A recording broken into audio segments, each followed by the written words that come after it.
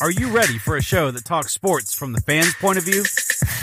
We've seen Michael Jordan score 37 points a game in his era. How many could he score in today's NBA? There's not a player out there who I'd rather have than LeBron James. Are you ready for a show that isn't afraid to challenge anyone when it comes to sports? If Adam Silver really wanted to fix tanking in the NBA, he would stop rewarding teams by giving them the best chance to win the draft lottery. I mean, how many times will Roger Goodell drop the ball on handling domestic violence in the NFL? Look, athletes have every right to talk politics, but if the fans stop tuning in, that's their right. Then you're ready for Talk Back, a podcast where two fans debate the media narrative and discuss the world of sports as we see it. Welcome to the show.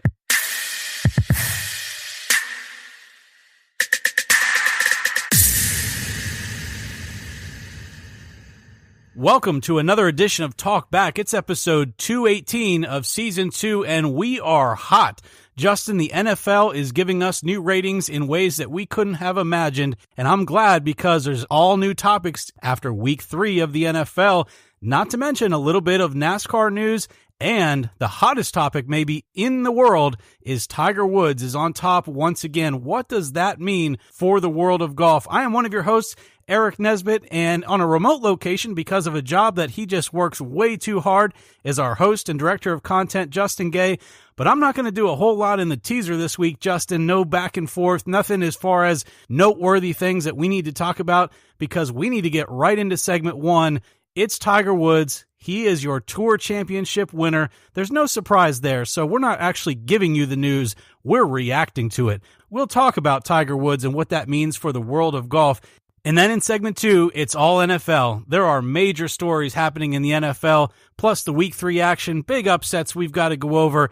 Baker Mayfield takes over the Browns. There's just a ton to talk about. And then if we have time at the end of segment 2, NASCAR hits the roval in Charlotte. A lot of unknowns there. Thanks for listening to episode 218 of Talk Back. It's Tiger Woods after the break.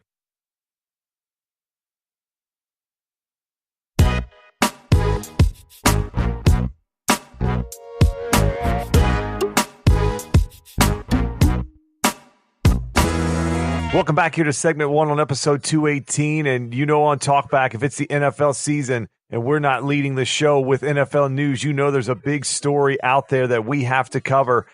Tiger Woods has been a topic we've talked about a number of times. We debated this a number of times.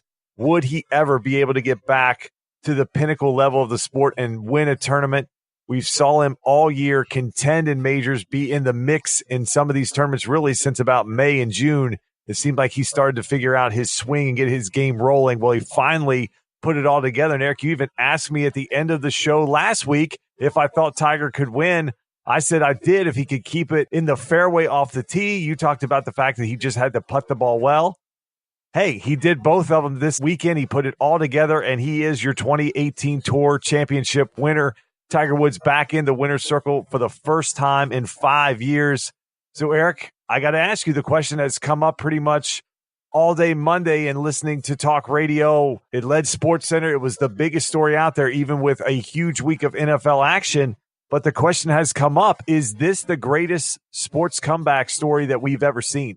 This one's definitely in the pantheon of all-time comebacks. Now, we recognize that part of Tiger Woods' need for a comeback is somewhat self-inflicted, not only for the extramarital and personal affairs that he got into in part of his career there. We also know that some of the injuries he's had, whether it be knee or back injuries, are a result of his work ethic in the gym and some of the things that he's chosen to do, whether it be running 10 miles a day or training with Navy SEALs or jumping out of airplanes, things that normal PGA golfers don't necessarily do.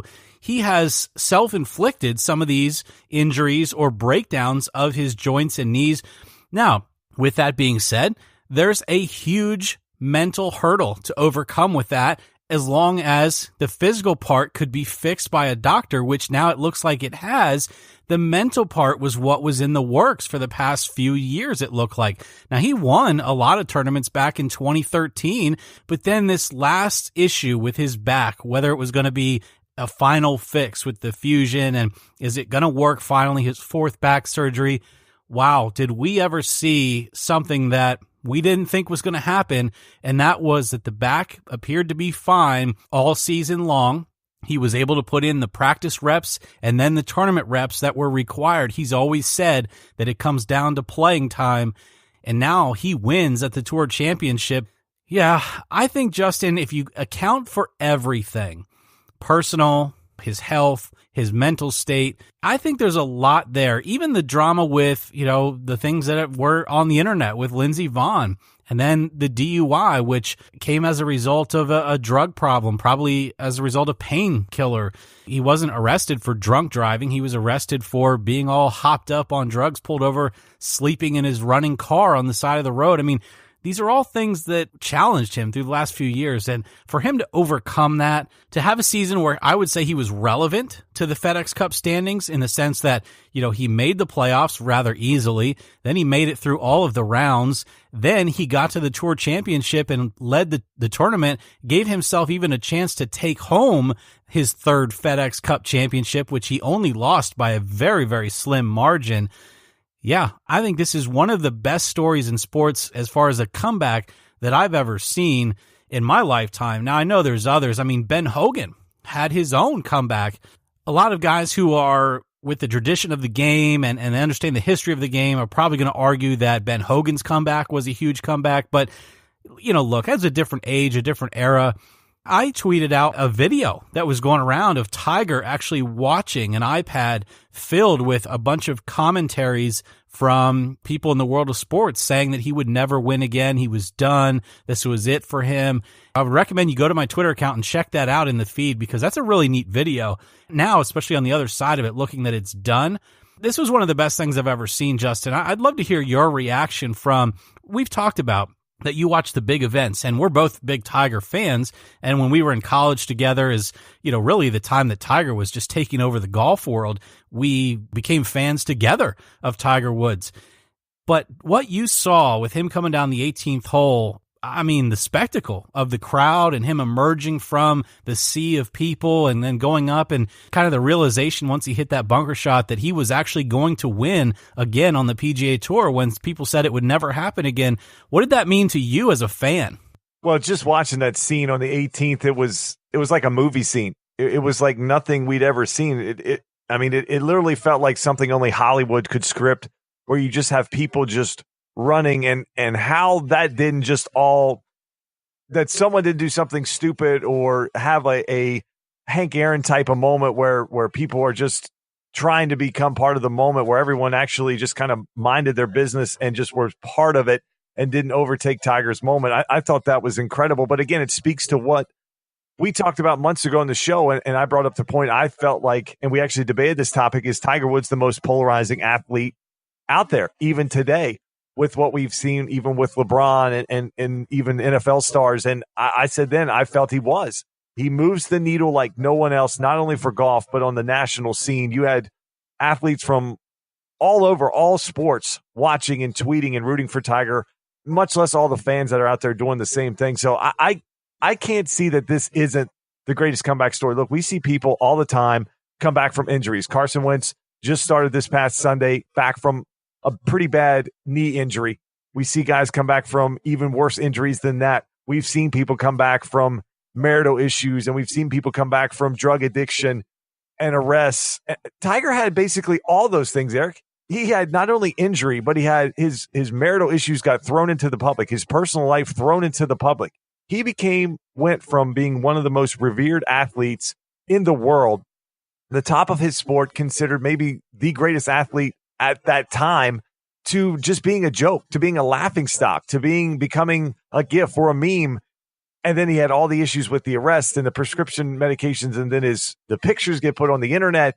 All this stuff is happening during this time, and he's just behind the scene. It's like, this is a story that not only golf needs, but people are going to gravitate to. We talk about it all the time where this is a country where people love a story, an underdog story, a comeback story. And that's exactly what you got. You got Tiger basically being humbled from all of this stuff and having to work his way back to the point where this time last year we were talking about, my gosh, Tiger can't even complete 4 rounds of a tournament.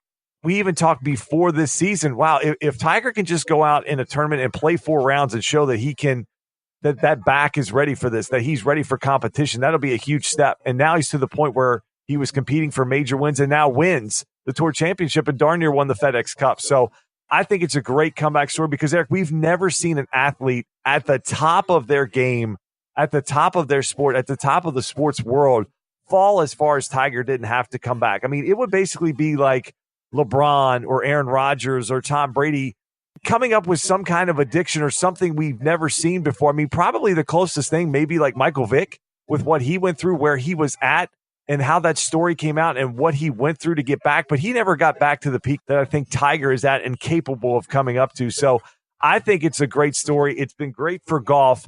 But that kind of leads to the next point, Eric. One question that we've asked over and over again is where's the next crop of stars coming from? There's a lot of great young players that are out there.